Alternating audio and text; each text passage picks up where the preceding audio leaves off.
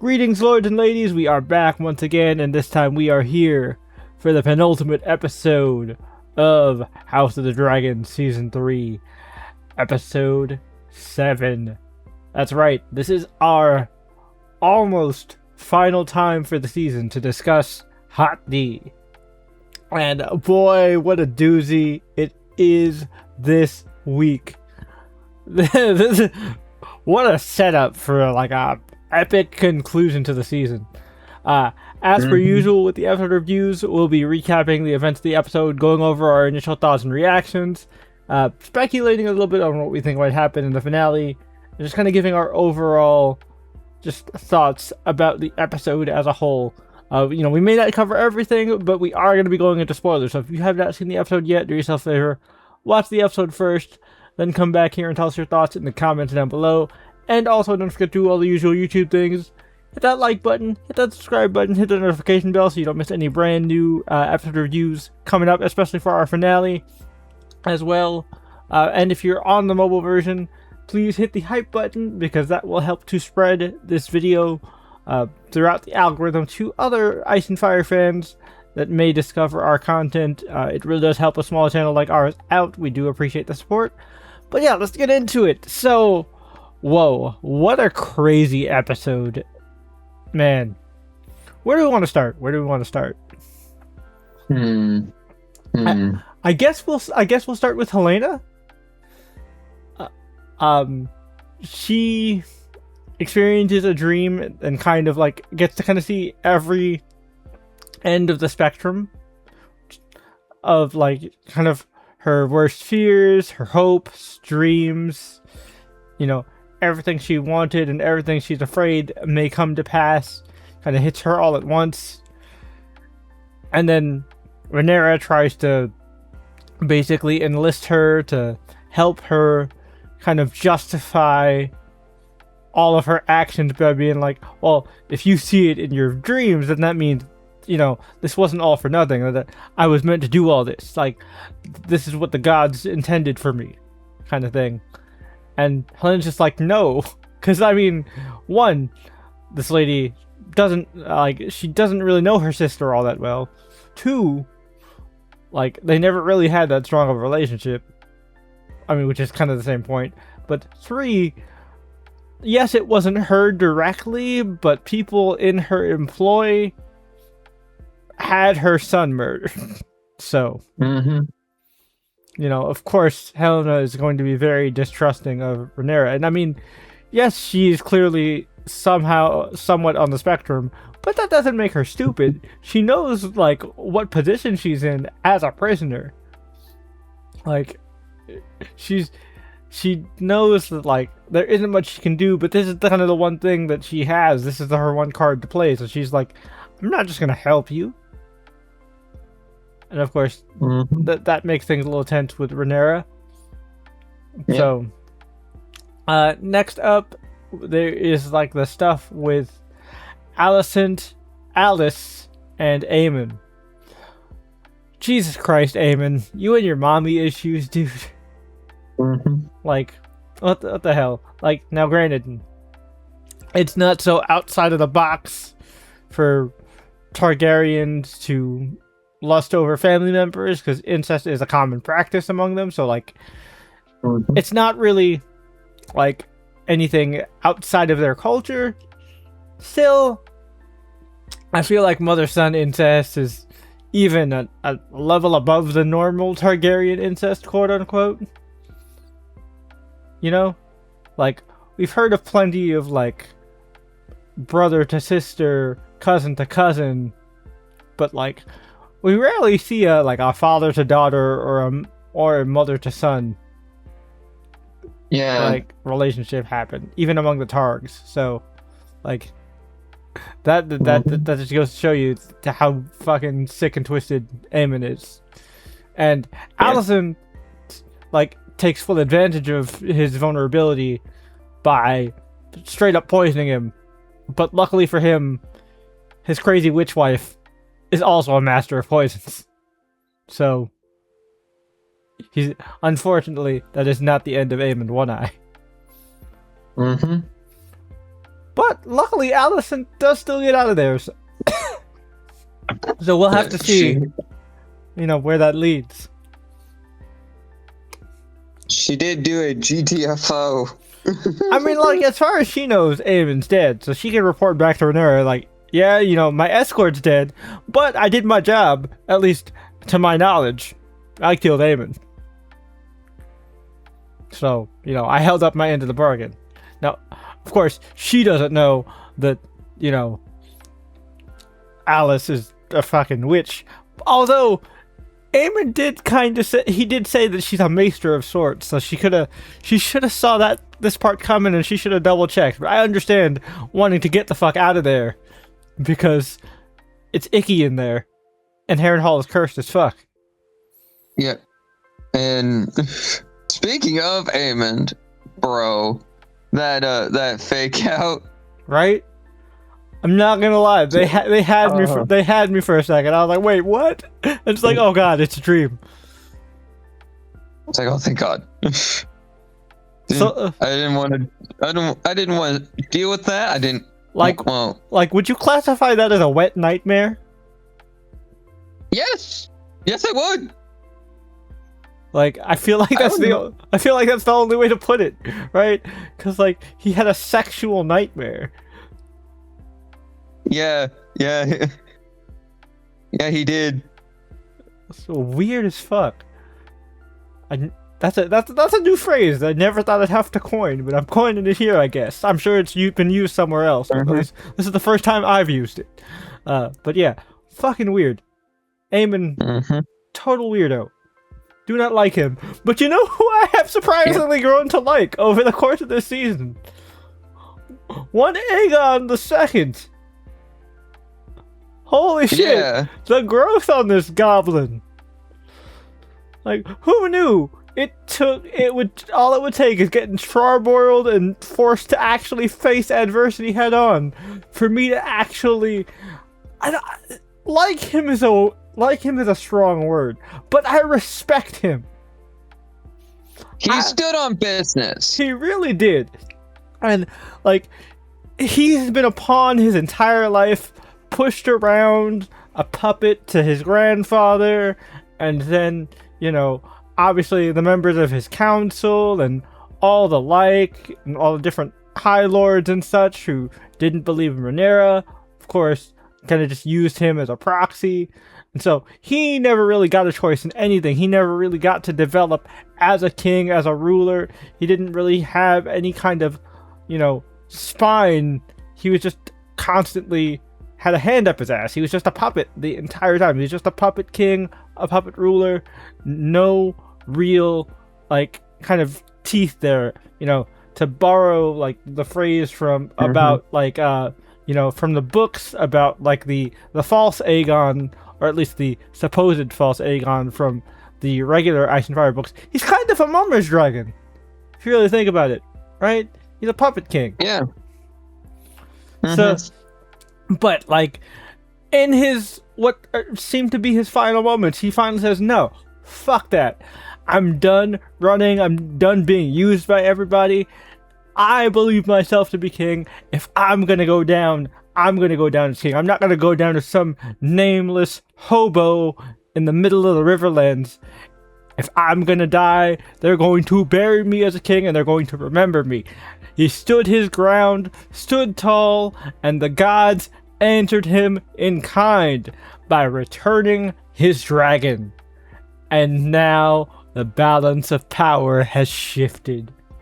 Holy shit, what a scene. If you had told me 2 seasons ago that I would be audibly cheering for Aegon, I would have looked at you like you were fucking crazy. Goes to show how good the actor is who plays Aegon. Great job. Fantastic. Absolutely. Yeah. Yeah, that guy been through a lot. I'll be honest with you. And also, I gotta give a little bit of credit, just the tiniest bit of credit to Tywin Lannister, because he also stood on business and stood with his king. I respect it. We don't give credit to those who are just bitching out, you know? Yeah, exactly. Just like, That's why, Clubfoot, even though like he spoke facts, it was logical. Still, you bitched out, buddy. No respect for you. I mean, not that I ever had any respect for you and your foot fetish. Not that I disrespect all foot fetish people. I'm not gonna yuck people's yum, but I will yuck his yum specifically. But yeah. So good for Aegon, and this is probably one of the few times I will ever say that phrase. But good for him. Now on the other end of dragon shenanigans, we have Sheepstealer. Oh boy. oh god. Rest in peace to Sheepstealer. I don't think that Sheepstealer's completely dead. No, he's not dead. He's just wounded. He did manage to escape. So maybe I hold off on the rest in peace. But he's definitely banged up. He's definitely banged up, and he definitely feels betrayed because his rider left him behind. So I don't think he'll ever really recover from that. Mm-hmm. And I mean, the histories definitely say he doesn't. But yeah, it's really interesting. And of course, super wholesome moment between the sisters. I love that, like, Rhaena is able to find forgiveness from her sister. Like, even though, like, Baela has every right to just completely shun her for, ruining her life, essentially, by, like... Absolutely. Not only killing Jace, but, like, really kind of destroying the only path that she really knew her entire life. Becoming queen and, eventually ruling after Rhaenyra. So, like, very kudos to her for being mature and being like, no, it wasn't your fault, I forgive you. In this kind of world of power and just kind of violence, it's nice to see that there is still some heart within the family. How long that will last, we'll have to wait and see. But still, nice to at least see a glimpse of it. And then finally, we need to talk about this, man. We need to talk about Ormond again. Yep. Ormond captures Corlys. Chops off his finger. Just to pull a Godfather. Yeah. Yeah. And also, look, I get it. Making sure you're healthy, that's fine. That's acceptable. But whinging about everything under the sun? Come on, bro. Yeah.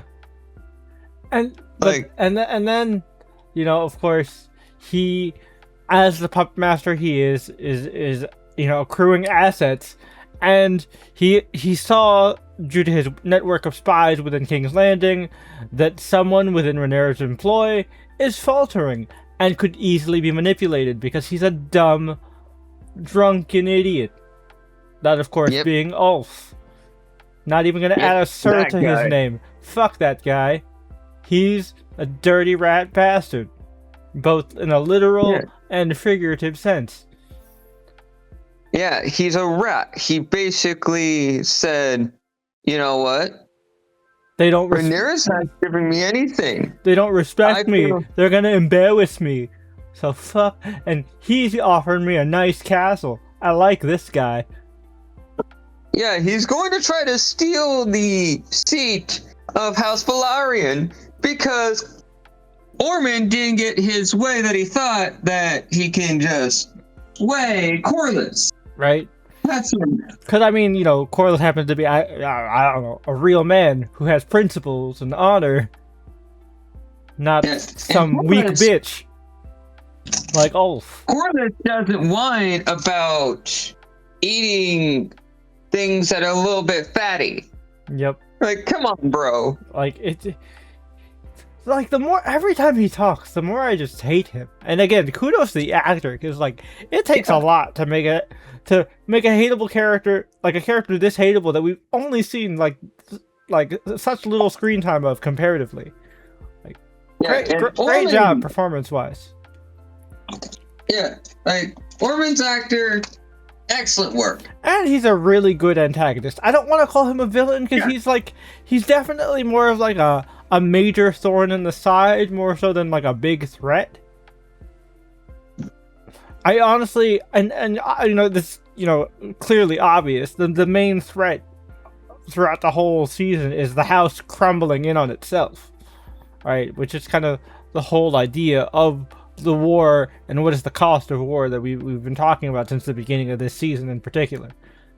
And we're gonna see that culminate in this final episode because it looks like things are really coming to a head, and Rhaenyra is gonna really deep dive into tyranny, especially after being gaslit by Mysaria, because after having a talk with one of her former compatriots and fellow women of the night, she was just like, you know what? Maybe I should just embrace being a whore. To do what I need to get what I need and get what I want. And so she does. She gaslights and, you know, fucks her way in. Mm-hmm. And I'm not, you know, I'm disappointed, honestly, because I was expecting more from her. But, you know, maybe that's just me thinking too highly of people. But yeah, I feel like that's it. I don't think there's anything else we need to address. Right? I feel like that's all the major plot points. And we've already speculated on what we think is going to happen. Yep. I do like the twist. I do like the twist they've put on the histories, you know, now that we kind of have the conclusion of the quote-unquote Nettles storyline from Fire and Blood.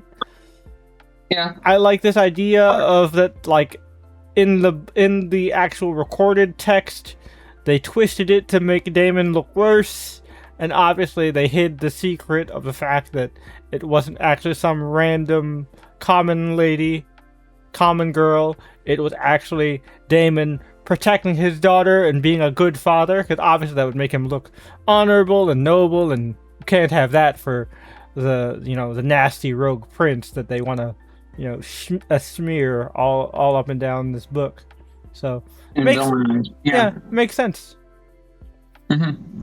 And next week's episode will be the Battle of Templeton. Yep. Well, the history Fire and Blood has 2 battles in Templeton. They're probably just going to combine it into one big battle, one mega battle. Yeah, that's kind of what I'm thinking. So we'll have to see, because like they did that same thing with the battle where Rhaenys fell.